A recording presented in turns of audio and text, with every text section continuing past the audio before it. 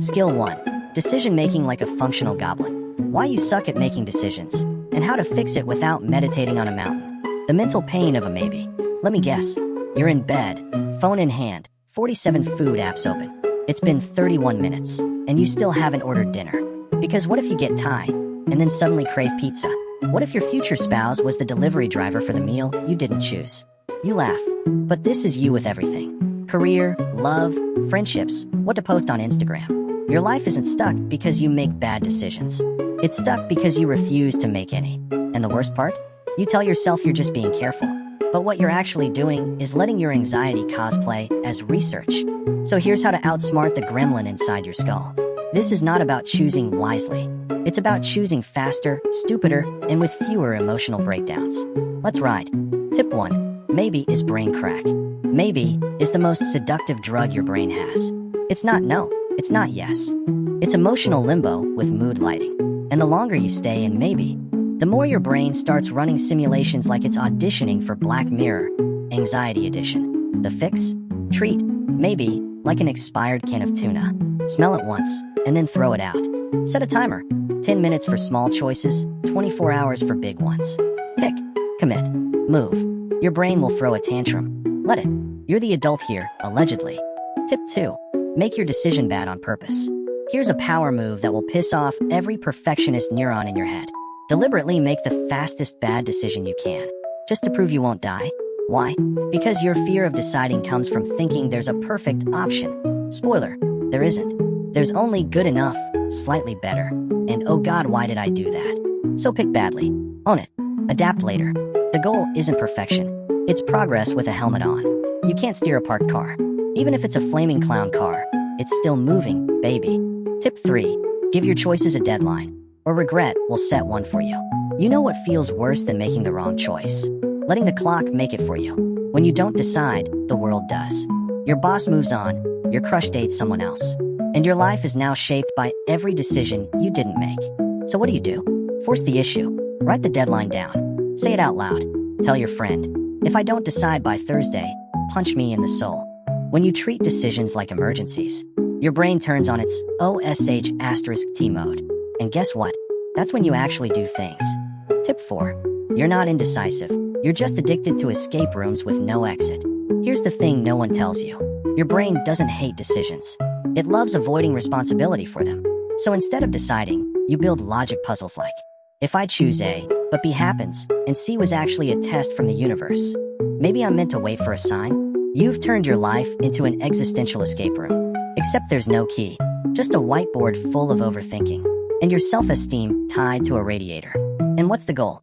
To find a path that guarantees zero pain, zero regret, and maximum applause.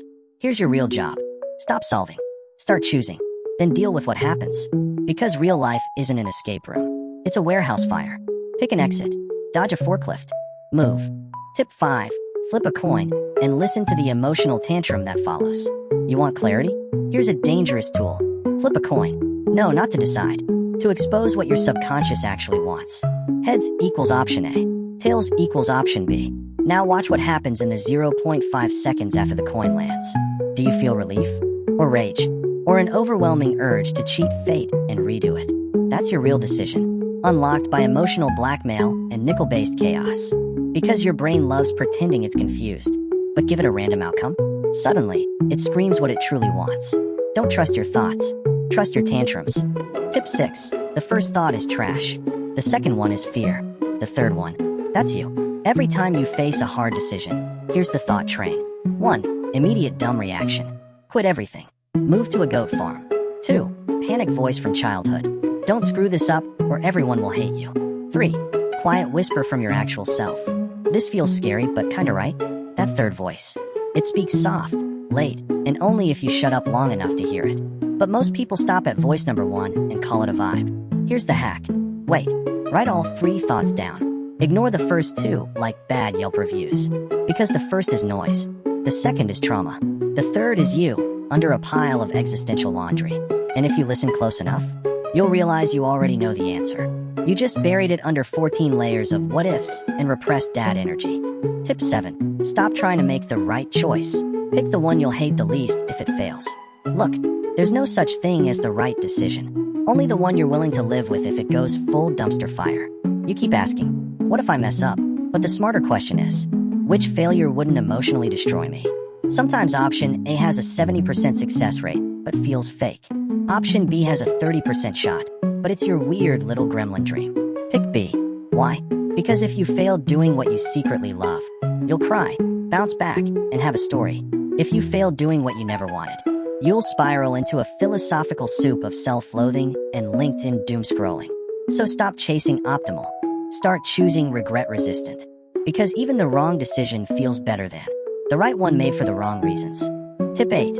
No one actually cares what you choose. They're too busy regretting their own **T. You're scared people will judge your decision? That they'll think you're weird? Lost? Failing? Newsflash. They're not thinking about you. They're thinking about themselves. Constantly. That barista who saw you awkwardly order almond milk instead of oat? She's replaying her breakup from 2019. Your mom who said, "Are you sure that's a good idea?" She just wants to feel like she still matters. Nobody's watching your life like a Netflix drama. They're too busy directing their own internal soap opera starring anxiety, gas bills, and unmet expectations. So go ahead. Make the decision. Worst case, you screw up. Best case, you stop living for a jury that's not even in the room. Tip 9. More info equals more panic. Learn to decide while still dumb. You think gathering more information will make your choice easier. So you Google. You research. You binge YouTube videos of people who left the 9 to 5 to start a chicken farm. You think you're preparing, but really? You're just panic hoarding facts like they'll build you a parachute. More data doesn't calm you down. It fries your processor. It gives you 14 new what-ifs and zero confidence. Here's what decision pros do. They learn just enough to make a choice. Then they jump and learn the rest midair. Because wisdom doesn't come before decisions. It's what you get for surviving them. Tip 10. The only way to get better at deciding is to decide more often, worse. You want to be a decisive person? You want to radiate main character energy? You want to walk into a room and choose where to sit without having a midlife crisis? Cool. There's only one way to get there. You have to become a decision machine. Messy, fast, frequent, unapologetic. Think of your brain like a bad driver. You don't teach it by parking it in the garage for 3 years until it's sure. You throw it onto the highway with bad weather, weird signs, and a GPS that's drunk. The first 20 decisions will suck. The next 50 will feel chaotic. And then, your nervous system learns, oh, this is survivable. That's the superpower. Decide. Watch the world not end. Repeat. You don't need to be perfect. You need to be faster at failing forward than most people are at picking sandwich toppings. Final thoughts. You are the algorithm. You've been outsourcing your choices to trends, to parents, to vibes, to what your ex would probably hate the most. But the truth? There's no algorithm for your life. You are the algorithm. You don't become wise by waiting. You become wise by deciding at light speed and eating the consequences for breakfast. And yeah, you'll crash. You'll pick dumb things. You'll hurt, heal, and realize nobody knows what they're doing. That's the point. Life's a video game with no save button. The only way to play is to keep pressing buttons. Loudly, stupidly, confidently. Now go decide something. And if it sucks, good. You're learning. Subscribe if your brain is chaotic but adorable and you want more life advice that sounds illegal but weirdly works. Want to jump into skill number 2, critical thinking next? I've got jokes, bad analogies, and 10 tips ready to roast your brain's tendency to trust confident idiots.